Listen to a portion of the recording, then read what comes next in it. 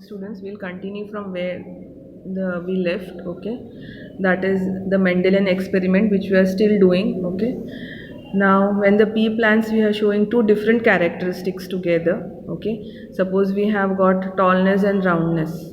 Okay, these are the dominant traits. Now when we cross them, or when we self pollinated them, F1 and F2 generation, we have found that the tall plants with round seeds, somewhere short plants with wrinkled seeds. Okay, now I'll just quickly have a recap. The tallness gene, the round gene, the violet gene, and the yellow ones, these are the dominant ones. Okay, so these are the short form, or the how do you write these genes? That is in form of these letters. So capital R is for round, small r is for wrinkled, capital Y is for yellow, and small y is for green. Okay, these are the color of the color and the characteristics of seeds. So round seeds will have capital R. Okay, wrinkled seeds will have small r, yellow seeds will have capital yellow, and green seeds will have small y. Okay, so using that, he had done the experiment using these two characteristics. Okay, so he found that the first generation, which were done by self pollination, okay, they were all tall and round.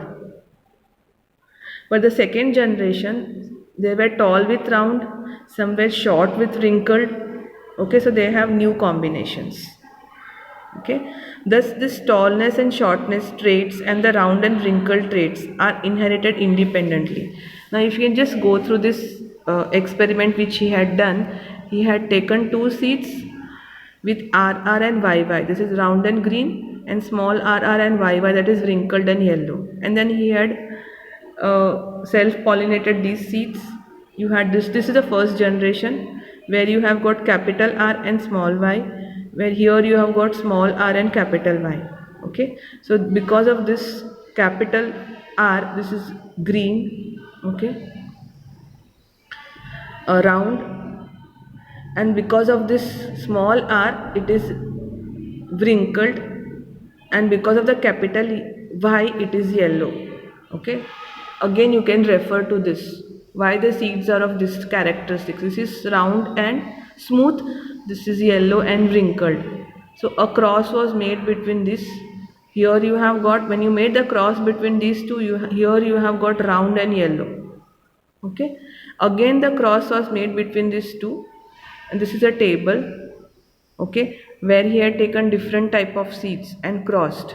So how to read this table, I'll just explain to you once. Okay, now suppose this is the seed. Now this is round and yellow, this is also round and yellow.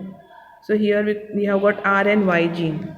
Okay, so when a cross is made between these two, here you will have two R's and two Y's. So definitely this will be round and yellow.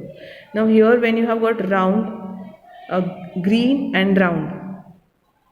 Okay, and this is crossed with yellow and round. So here you have got R and R, and here you have got capital Y and small y. But because capital Y is dominant, that is why yellow color it is expressed. We have seen here that yellow is dominant, green is not dominant. So yellow, only single Y also will be there, you will have yellow color. Single T will be there, you will have tall. Single R will be there, you will have round.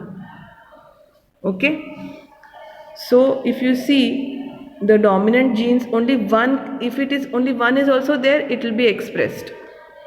Okay, but the recessive ones, they have to be expressed, you will need two small r's, then only you will have wrinkled. See, one small r, it will be round, one small r, one capital R, it will be always round. But for wrinkled, you need two small r's. So the recessive ones need two genes, two pair of same genes. Dominant, only one is enough. Okay. So with all these things, he just how do these traits gets expressed? Okay. So the cellular DNA has got the source of information for making proteins in the cell. Now, for the information of one protein, there is one gene for that protein.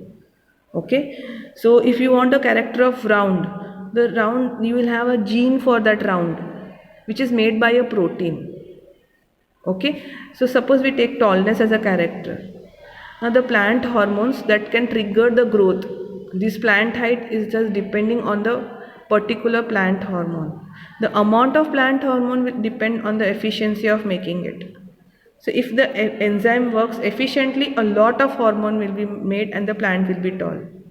If the gene that makes the protein for that enzyme has an alteration, then the enzyme will be less. So the amount of hormone will be less, so the plant will be short. So thus the genes control these characters. Okay, the genes, they control the proteins that make the hormones. So if the gene is working properly, more of the protein, more of the hormone. If the gene is not working properly, less of that protein, less of that hormone. Okay. Now both the parents contribute equally to this DNA during the sexual reproduction. So if both parents must be contributing a copy of the same gene, the pea plants will have two sets of same genes. But the germ cell has only one set. So let us see how this happens. How from the two sets we have got one set. Okay, just turn the page. Now suppose these are the two sets of male and two sets of female of same. Suppose this is of height. So whenever you have a sexual reproduction, one set will come from here and one set will come from here. Are you understanding this? Fine. Okay. So each gene set has a single round set of DNA but separated independent characters. This is known as chromosome. So one cell will have two copies of the chromosome. We have got two copies here. So here also two copies. So one from male it comes and one from female. Otherwise what will happen? Yes, 2 plus 2 here it should have been 4. But only we need single pair. One from each. Okay, so instead of 4 we have only 2. Okay, thank you.